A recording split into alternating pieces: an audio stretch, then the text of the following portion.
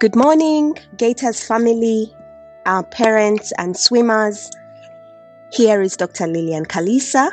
I'm here to share on mental health as we prepare for the Nationals 2023. This is material that is specifically meant for the Gators Swim Club, specifically for our children and us as parents to prepare. I thought it best to share this virtually because it's things that we should have started on ages ago. So as not to lose any more time and for us to be able to know these things and walk around with them, I've decided to make a short audio of things that I should have discussed yesterday. I hope you find it helpful. I hope you can make the time and share it with your swimmers, with our swimmers, as we prepare for excellence. So this is PDF document I've shared, should guide us through this. Please print it out, make it nice and cute. Put all the fanciness you want to put to it so that maybe it can be something you and the swimmer can hold on to. You can make it small so that it's something that we can carry just to remind us of the simple steps. And I've tried to make it as simple and as colorful and as cute as possible so that our swimmers remember that we have them at heart. And the aim of this is to focus. So let's delve in and start straight away. So I want us to have a theme, and the theme that I created for us for these nationals, I'm not sure if our coaches had one already, but for us, for mental health, I want #NTN.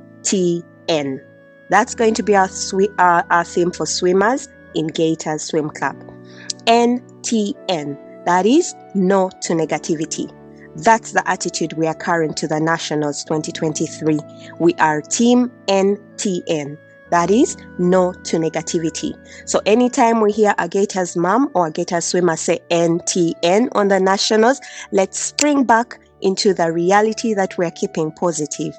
No to negativity is where we start. So join me as we start. So I usually start on defining health. If I was doing it physically, I would have asked the swimmers, what is health to you? Even the parents, what does health mean to you? I have a definition and a mantra with which I live and teach others to live. And it's not my words, it's words that come from WHO many years ago. That health, most of the time we say health maybe is when I have no disease. Probably that's the answer I expected. When I'm not coughing, or when my doctor says my blood work is okay, or when my stomach is normal. Sometimes it's people, you've gained a bit of weight and someone says, hey, you're healthy these days. But from today, if just in case you don't know, is to share that health is a state of complete emotional, that is mental, physical and social well-being, and not merely having no disease. And that is really specifying that's a state of mental, physical, that's your body, and social, your environment, a state of mental, physical, and social well-being, and not just a statement of I have no disease. So with that, I want to emphasize that most importantly is the mental. Your brain dictates what happens to the rest of your body all the time. And it's sad to note that stress, which affects the mental and the emotional well-being, is actually documented, research-based documented, to be a major cause of 90% of disease processes. And of course here, for our case, we mentioned failure. Many things that could happen before the Nationals, failure, or allergy, or different things that could come, but mainly failure. And one of the things I've learned in this journey of being positive is that actually failure can be looked at in the positive. Remember, we are Team NTN. So failure actually is the one thing that we have between being a beginner and being an excellent winner, from being a starter to being, let's say, a national champion. Because failure is that one thing that gives you the opportunity to work better and achieve goals. So if we look at it that way, failure is actually opportunities that have been used from people worldwide to hold on and start on a journey of excellence. It's like a benchmark to excellence. I'm not saying that's what we should prepare for, but look, we have to be real. There will be some moments of failure. So can we prepare our minds to go NTN, no to negativity, that even this failure we can prepare our swimmers, if any of them is listening to this audio, that we can use failure as our asset. So let's delve in, since we know that stress is a cause of major illnesses and deviation from what we want to achieve to 90%. Let us see how we can manage that in this season. And that is the way that I want us to teach or enable our swimmers to keep focused in this period. So I've prepared some mental management skills, some things about mental management that we can share quickly and run through. So one is visualization. To dream. Visualization is seeing a beautiful reality before it actually happens. So visualization is enabling in this time, in this process, in this particular application, is to see yourself performing at the level that you want and one that you know you are capable of. The last part is very important. Our swimmers, our coaches know what our swimmers are capable of. I'll give an example. For example, if in a particular race a swimmer takes 30 seconds, that's the time that the coach has elicited. Is it possible that in the championships they can actually do 20 seconds? That's closer to impossible than if we say, can they do 28 seconds? That's more probable, right?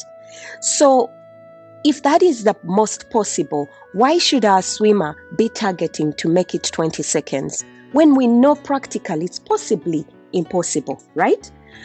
I'll give another example. If our coaches know, for example, a particular child is very good at a particular race and he wins that race, or maybe has never won that race, or maybe is usually number 5 in that race, is it possible that when they go to the national championships, they can win that race and beat the national record for that race? Possibly not. So that is what I'm talking about, knowing their capability and what they want. So what they want should be in alignment with their capability, and then set that dream rolling. That dream and visualization could actually be something that's out of the swimming area. Can say, maybe I see myself having a Gators party to celebrate a win. I don't know. Whatever it is your child will be led to visualize. Ask them their dream. Ask them what they see, and let it be a reality in their mind before Friday. So that is what visualization is. And visualization enables you to live the dream, to live the excellence even before it happens. So that is mental preparation. Number 2 in mental management is to recall a win. Has your child or the swimmer gone through an event or a challenge that was set before them and they managed to beat that challenge? Is it possible that once upon a time maybe coach set out a challenge to you, the swimmer, and you actually accomplished and went above and beyond his expectations?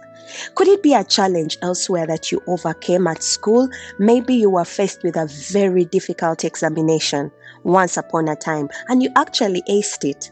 Could it be a challenge that maybe you were supposed to, I don't know, you name it, guide your children, or you the swimmer if you're listening? What is one thing that you feel honestly, genuinely challenged you? Could it be a previous national that you thought you would never win a particular race and you pushed yourself so hard and you actually won it?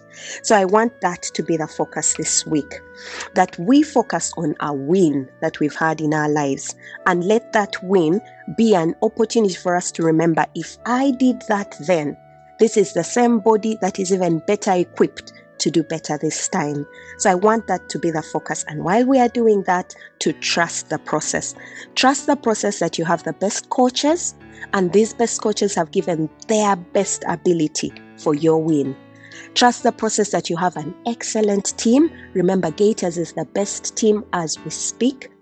What are the chances that it's still in the same state? No, because the team process has been excellent. And number 3, that you have a team of cheerleaders, your parents, your guardian, elite gym and swim, club, administration, everybody is in one goal alignment to have us win. So that process we have is excellent. So if we focus on that win and trust the process, chances are that we actually have whatever it takes to make winners, mentally prepared for winning. And I'll take this opportunity to remind our parents that we are not coaches to our children, especially this time. This time, you're their greatest cheerleader. There are moments when I've been pushed to push my son more than he should, but it's to remind myself I'm not his coach. If there's something you really, really need to share with your child regarding the swimming process and you feel it's fundamental, use the opportunity to talk to the coach, something you have observed. But in this time, our role as parents and guardians is to cheerlead our children. That's our role. So trust the process. 1, they have the best coaches. 2, they have the best team engagers. 3, they have the best cheerleaders.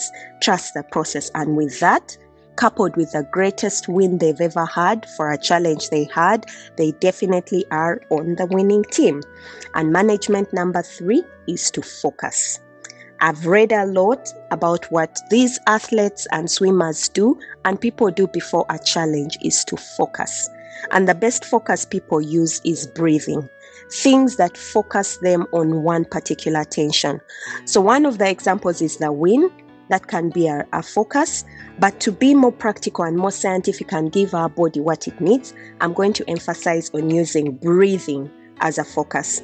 So I've read that shallow breaths do prevent oxygen from entering the body and reaching the brain.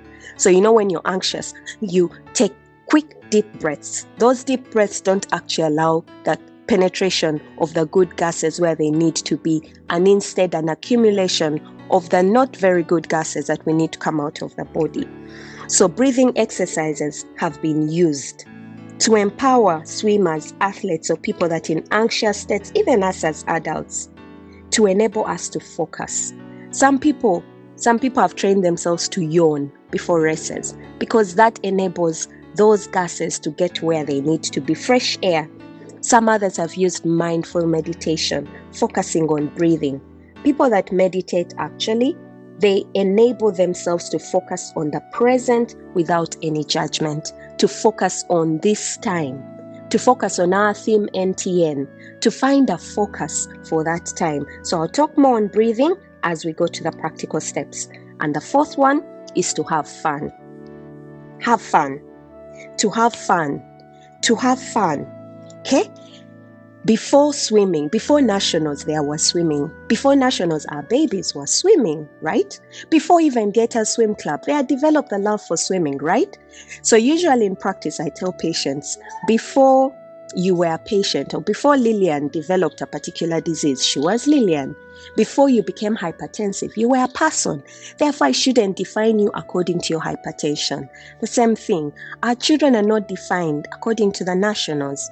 They are defined according to their love for swimming, their excellence in swimming, they are pushing themselves, their discipline in swimming. They are good at other things. They're good at talking. They're good at gadgets. They're good. So have fun. Let these nationals be an icing on the cake to prove that your fun takes you into racing. Okay, so to have fun. And usually a tagline that I use is I can't change it.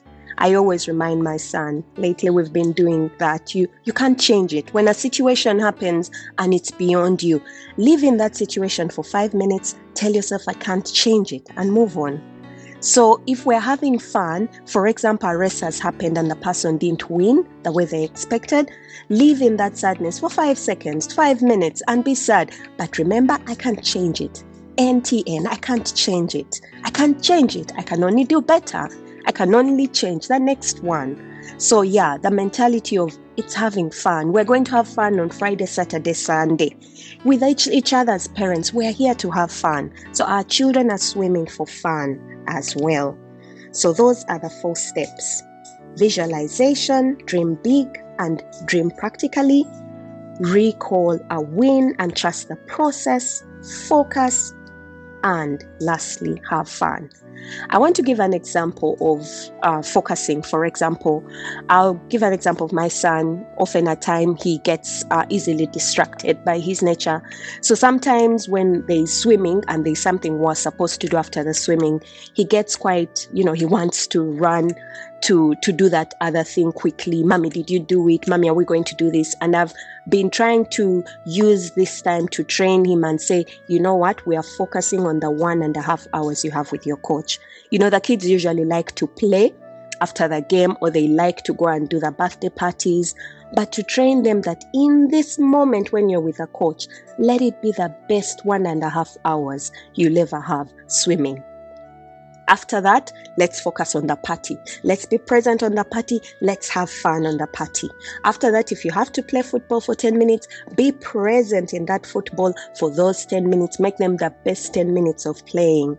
So that is just an example of how you can equip our children to be focused. So in this time, that let's focus and keep our attention on this thing called swimming for excellence on the weekend. So in this time to put out, I'll talk about it on the next steps, to put out the negative things at Al Jazeera, at a cholera heat where, all the things that are happening around us. Can we focus our children, our minds in this time? It's a matter of just 4 days and they'll be out of it. Can our focus be on that? But remember, while we're doing that focus, we are not stressing. We are team NTN, no to negativity. So those are the mental management skills that we're going to use. But what next? What are the practical steps we're going to do without making it so theoretical? Step 1 is silence and visualization. Silence, visualization goes hand in hand with silence. It's a bit difficult for you to visualize when there is noise around you. So I want us to encourage our swimmers, and a swimmer, if you're listening to me, to take at least 5 minutes. If you can do more than that, well and good, especially for the older ones, to take 5 minutes in silence, preferably in the morning.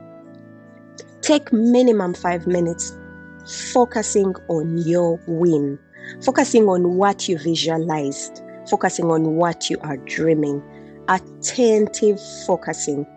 You will get distracted. Maybe a thought will come through your mind. Acknowledge that thought and put it away because you have 5 minutes. You can even set a timer and say, I'm doing this for 5 minutes, and before 5 minutes, and no other thought is in there. Such things are the things people use for meditation. Most of the time, we don't want to hear about meditation. But guess what? People that are so good at it have gone way ahead of us in accomplishing things that have moved the world. Because a moment of silence is the best connection you have with yourself, with your mind, and with your spirituality. So even in that moment is a time that you visualize on something that will guide your prayer direction. For Christians that pray, or Muslims, that visualization or that vision that has come in your mind is the one that guides your prayer direction, because that's the moment you're in touch with your inner being. So use that time of silence to focus on yourself, on your dreams, on your wins. And that moment of silence, meditation, is like the best vacation you ever give to your body to come out of its problems, even if it's just 5 minutes. It's the most intimate time you have with yourself, with your inner man. So 2 is affirmations and gratitude. So affirmations are statements you use to affirm yourself. Our brains are very good at catching on negative things, but we can teach them to catch on positive things by affirming them. Every day our brains are waiting for us to tell them what to do. So in this season, I want us to remind our brains to tell them in the morning, to affirm them. So I want you to work with your children to write an affirmation. An affirmation is a positive statement that is telling you what you're going to become. So affirmations for the weekend. I'll give an example. I could say, I, Lillian, I have been doing well. I am a good swimmer. I am capable of performing so well. And on these national championships 2023, I, Lillian, I am going to excel. I am excelling. I am the best in this race, and I confidently acquire the 30 seconds that are my aim for this race. That's an example, an affirmation. Another one, I, Lillian, I declare that I am healthy. I know my mind plays me, but I speak to my mind to concentrate. I need it to pay attention on Friday and Saturday and Sunday to pay attention to my win. That's another one. Another one, I, Lillian, I am a winner. Regardless of what happens, I am a winner. I have won before, I have won today, and I win on the weekend. Whatever happens, I am a winner, and I celebrate my being a winner. Another one, I, Lillian, I am an excellent swimmer in backstroke. On the weekend, I'm putting my foot forward to swim with the best backstroke that has been swum in the nationals. I know I can do it. I'm confident that I have all it takes to do it, and I will do it. You know, your child could have been sick and say, I, Lillian, have been sick. But sickness does not define me. Today, I am healthy because my mind is in the right place. Therefore, my body will respect my mind, and therefore my environment will attune to the fact that I am healthy and I am in good shape to go and do the nationals and do them excellently well. So those are examples of affirmations. Put whatever you want in there, but let it be positive. Share it with your child. If they've made their own, let them narrate it. If they need to read it, let them read it out loud. Let them say it when they're on their toilet seat. Let them say it when they're in their car. Remind them, have you said your affirmation in the morning, at lunchtime? So that on the race, those are the things that are going to be going through their mind. Not, did you remove the shredders? Did you do this? Have you done? No. We are going to keep our minds in the positive affirmation for us and the children. So that is the power of affirmation. And affirmations tell your brain what to do. So when they're in that water, their brain is going to be remembering what needs to be done and will cause their bodies to do exactly that. So in the process, to add in gratitude. Through this time, no negativity. The best positive way to remove negativity is to be grateful. A mind that looks for gratitude will not focus on negatives.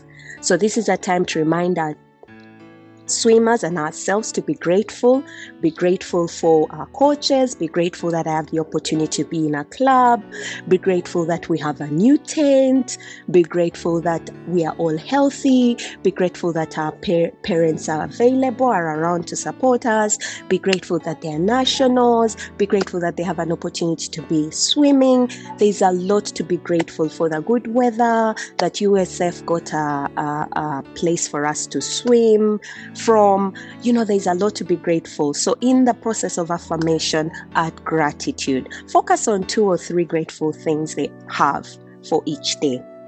And then the third practical step is reading and watching swim related literature, videos, audios in this season.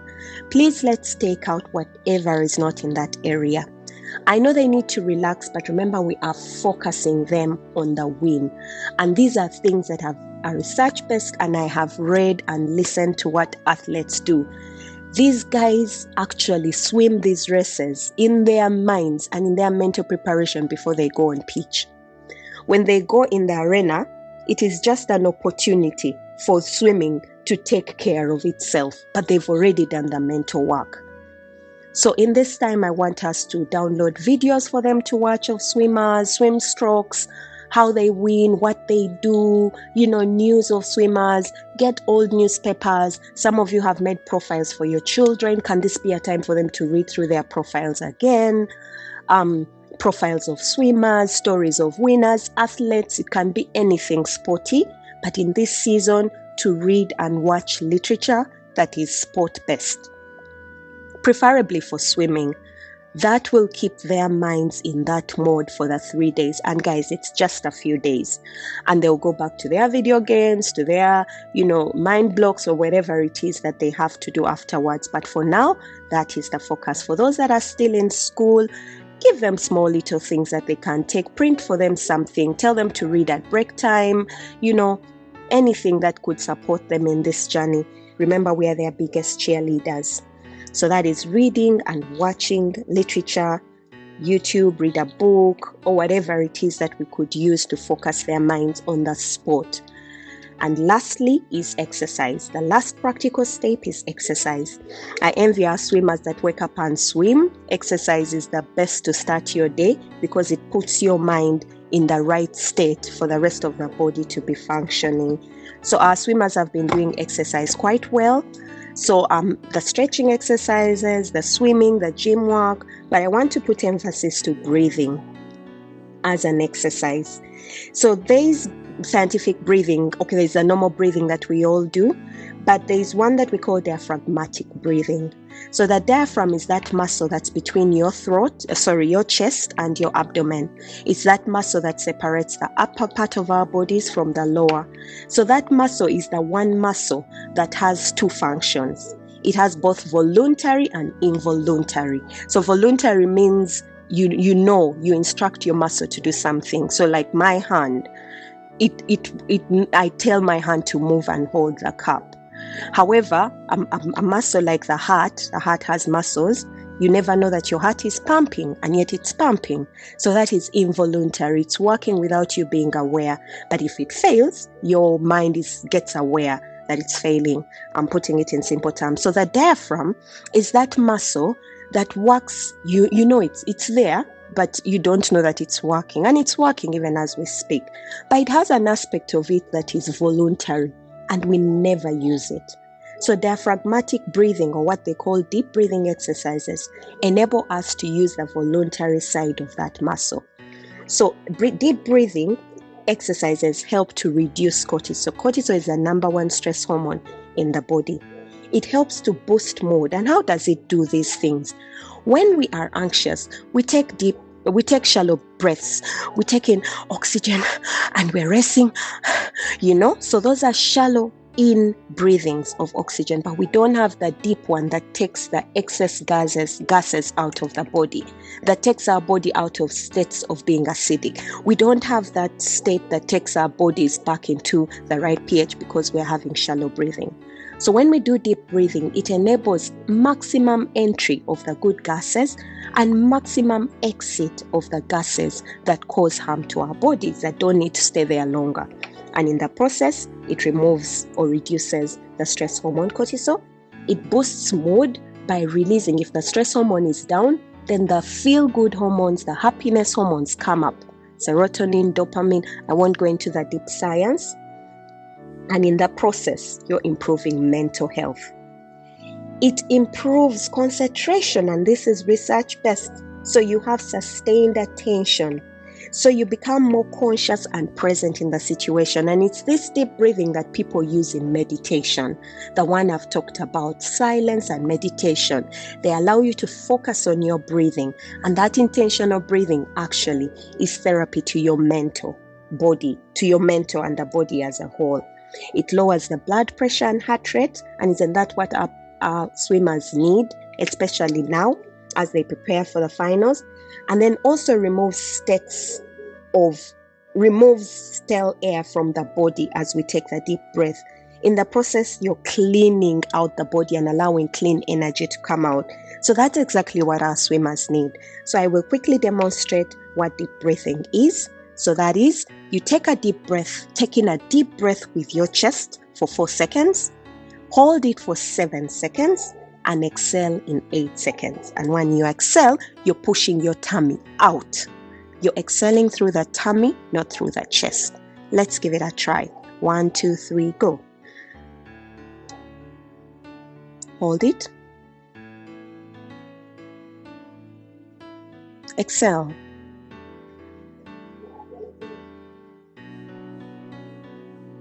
So exhale for 8 seconds. Actually, exhaling through the tummy feels a bit more painful than the inhalation. So that prolonged exhalation is actually the best part for the deep breathing exercise. I want us to practice that. 4, 7, 8. 4 seconds in, 7 seconds hold, 8 seconds out. If they're not able to keep the 8 seconds, you can do 4, 4, 4 or 4, 5, 5 or 4, 6, 6. And keep prolonging. Practice that And this is the technique they're going to use before their races. And when they do that, you and I know that 1, we are reducing cortisol, we are boosting their mood, giving them better concentration, reducing heart rate and blood pressure, and removing stale air from the body, and allowing clean energy and happiness. So thank you, ladies and gentlemen. That's what I had to share. I wish you all the best, getters. We have prepared and prepared well. We have all it takes. So share those flyers with our swimmers. Let's have fun, and we are already winners. Thank you for this opportunity. If we're able to meet physically, I'll be able to answer some of the questions that come from this. But I really, really want us to enable our swimmers to start on this journey, because the preparation needs to have started way before the races. All right, take care and bye-bye.